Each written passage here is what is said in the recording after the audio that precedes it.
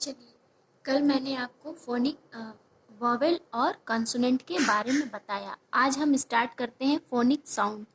Phonic sound उसे कहते हैं जैसे एक ध्वनि होती है, उच्चारण करने में जो ध्वनि आती है उसे हम फोनिक साउंड बोलते हैं इंग्लिश में। अब इसे हम कैसे समझते हैं, आइए चलिए देखते हैं। सारा खेल वॉवेल और कॉन्सोनेंट का ही होता है। साउंड से हम शुरू करते हैं। साउंड में हम सबसे पहला साउंड ए का लेते हैं।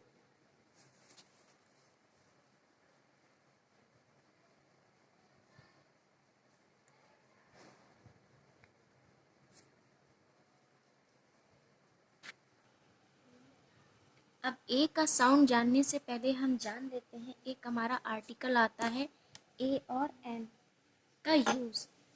अब इस साउंड को जानने के लिए हमें उस आर्टिकल का उपयोग जानना बहुत ज़रूरी है। ए आर्टिकल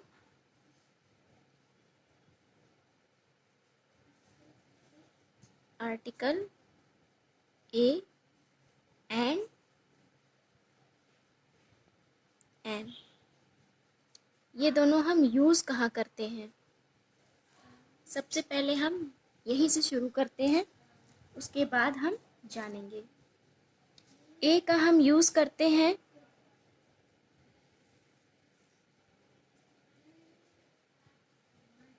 ए इज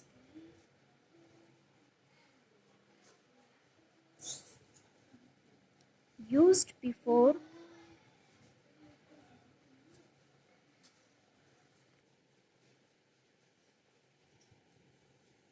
तो चलिए हम देखते हैं ए इज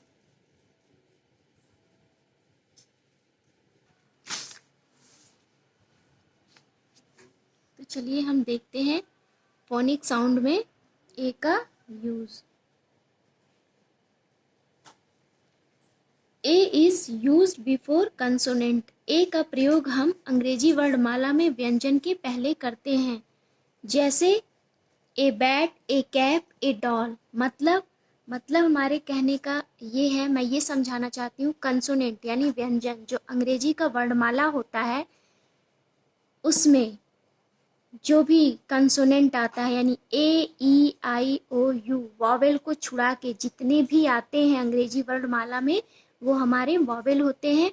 उसके अलावा जितने भी हैं कंसोनेंट हैं उसके पहले हम ए का प्रयोग कराएंगे, ए का प्रयोग करेंगे।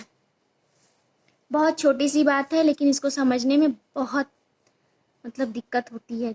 जब भी हम ग्रामर करने जाते हैं ये हमसे गलती हो जाती है, इसलिए मैंने तो इसे बहुत ज़्यादा रिवीजन किया, बहुत ज़्यादा पढ़ा। चाहूँगी कि ये गलती आप ना दोहराएं। ए और एन का प्रयोग पढ़ लीजिए अच्छे से, आर्टिकल ए और एन। अब चलिए हम एन देखते हैं, यूज ऑफ एन। अब हम आ गए एन पे।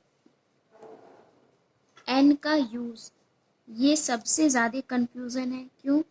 क्योंकि ये वॉवेल साउंड पे डिपेंड करता है। An is use before vowel sound.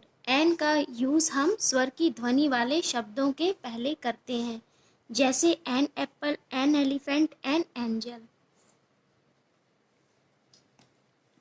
ए और एन एक महत्वपूर्ण, बहुत ही इम्पॉर्टेंट और बहुत ही कंफ्यूज करने वाले कंफ्यूजन क्रिएट करने वाले आर्टिकल हैं, जो कि हमें बहुत ज़्यादा कंफ्यूज करते हैं।